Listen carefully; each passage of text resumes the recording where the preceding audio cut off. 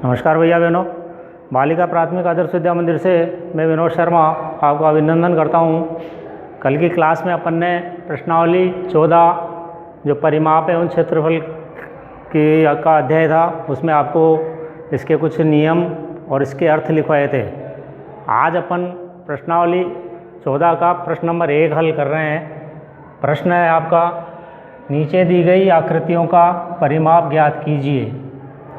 अब आपको कल बताया गया था कि अपन ने आयत का परिमाप, आयत का क्षेत्रफल, वर्ग का परिमाप, वर्ग का क्षेत्रफल, ये आपको सूत्र लिखाए थे कल।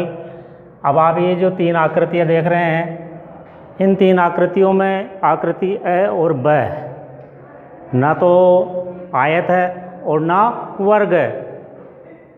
आकृति स ये वर्ग का प्रश्न है, तो इसको तो अपन सूत्र के द्वारा भी हल कर सकते हैं, लेकिन आकृति जो अ और ब है, इसमें न तो ये आयत है और ना वर्ग है, इसलिए इसमें कोई सूत्र नहीं लगता है। तो जब सूत्र नहीं लगता है तो इसको अपन किस प्रकार हल करें, एक बार देखें।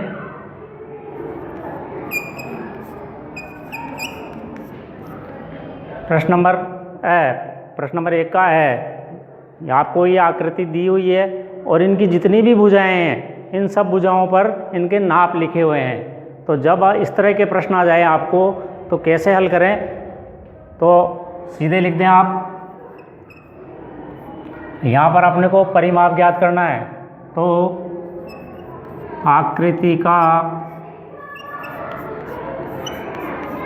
परिमाप।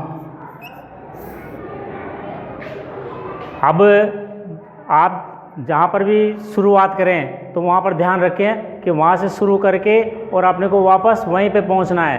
तो जैसे अपन शुरू से कर रहे हैं, ऊपर से, ऊपर आपकी ये जो आकृति की ये जो भुजा है, इस भुजा का नाप दिया है आपका 7 सेंटीमीटर, तो आप 7 लिख दें यहाँ पे।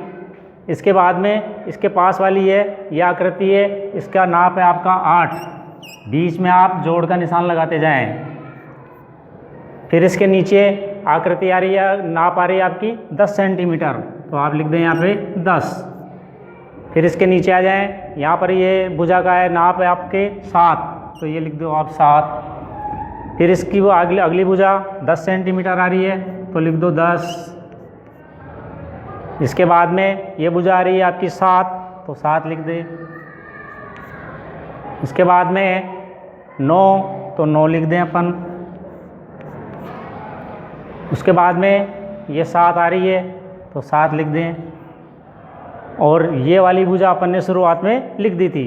एक बार इसको आपने सही लिखा है या नहीं लिखा है तो एक बार गिन करके देख लें। यहाँ पर अपन गिनती आ रही है आपकी 1 2 3 4 5 6 7 8 संख्याएँ आ रही है। तो आपने जो लिखी है वो 8 संख्या आ रही है क्या, 1 2 3 4 5 6 7 8। इसका मतलब अपन ने प्रश्न को सही उतार लिया।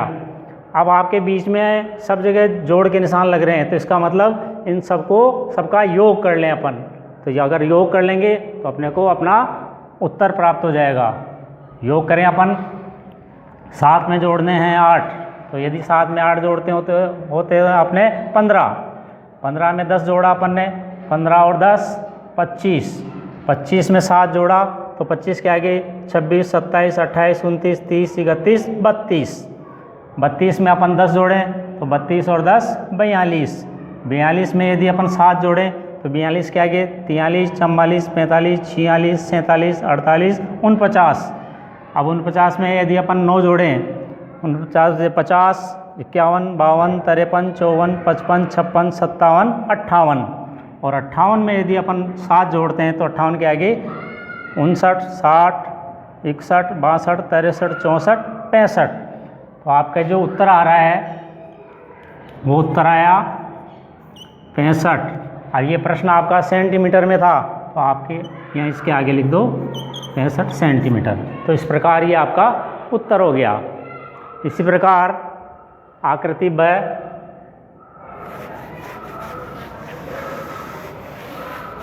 आकृति ब में देखें अपन, इसमें भी आपकी न तो ये आयत है न वर्ग है, तो आपने को जैसे अपन ने प्रश्न नंबर ए हल किया था, इसी प्रकार प्रश्न इसको ब को भी हल करेंगे। ब में देखें अपन यहीं से शुरू कर दें। सबसे पहले आपकी ये भुजा 5 सेंटीमीटर, तो ये लिख दिया अपन ने 5, प्लस इसके नीचे वाली है 4, तो 4 लिख दिया। फिर 5, ये 5 लिख दिया। नीचे वाली 10 लिख दी। इसके बाद में आ गई आपकी 5, ये 5 लिख दी। और इसके बाद में आ गई आपकी ये 4, तो ये 4 लिख दी।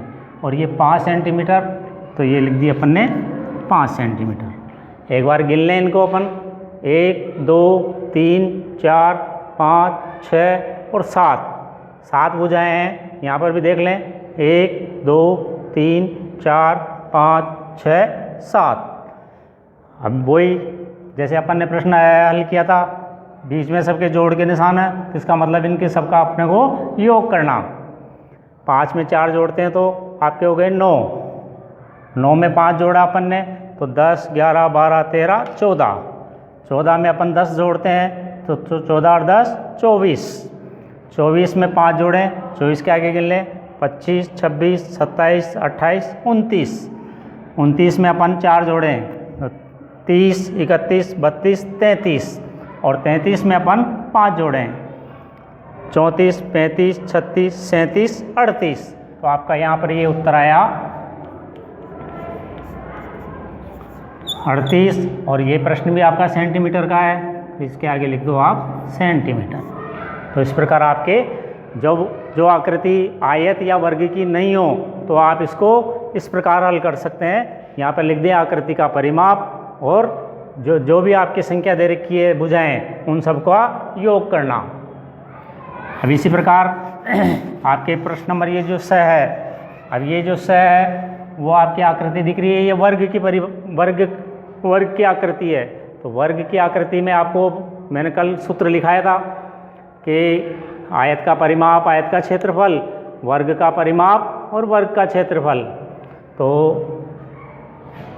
ये प्रश्न वर्ग का है आपका, तो आप इसमें आप सूत्र के द्वारा भी हल कर सकते हैं। इसका वर्ग का परिमाप, इसका मैंने आपको जो सूत्र लिखाया था वो था 4 गुणा भुजा, क्योंकि वर्ग की जो भुजाएं, चारों भुजाएं होती है वो हमेशा समान होती है। यदि एक भुजा 7 सेंटीमीटर है तो बाकी की 3 भुजाएं भी 7 सेंटीमीटर ही होगी।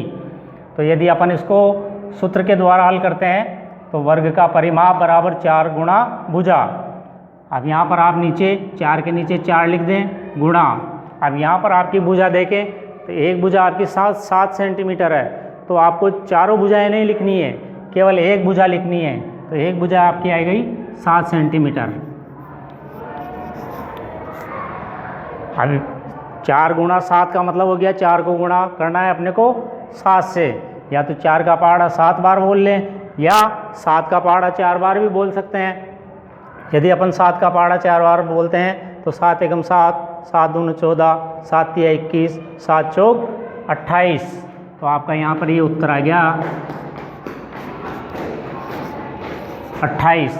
प्रश्न ये भी सेंटीमीटर का था, तो यहाँ पर भी अपन सेंटीमीटर लिख सकते हैं। तो इस प्रकार आपका आज प्रश्न नंबर 1 हल किया गया है। ध्यान देने वाली बात इसमें केवल ये है कि यदि आयत या वर्ग का प्रश्न है तो आप सूत्र के द्वारा हल कर सकते हैं, और यदि आयत या वर्ग की आकृतियाँ नहीं हैं, इस प्रकार की आकृतियाँ हैं, तो आप केवल आकृति का योग कर सकते हैं। इस प्रकार अपन प्रश्न नंबर 1 हल कर सकते हैं। कल अपन प्रश्न नंबर 2 हल करेंगे। धन्यवाद।